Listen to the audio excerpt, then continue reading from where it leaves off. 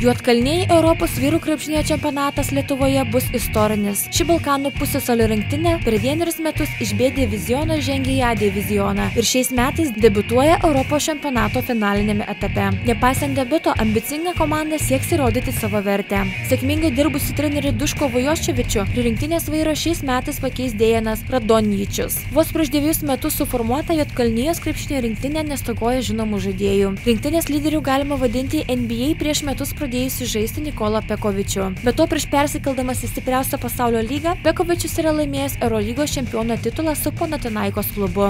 Rinktinėje taip pat yra buvęs Lietuvos Ryto žaidėjas Milko Bielica, Europoje žinomi žaidėjai Goranas Jeretinas, naturalizuotas amerikietis Omaras Kukas, Vlado Štepanovičius, Vladimiras Dašičius. Neabejotina, kad C grupėje kovos pradėsiantys juodkalniečiai bus grėsmingas varžovas bet kuriai ekipai.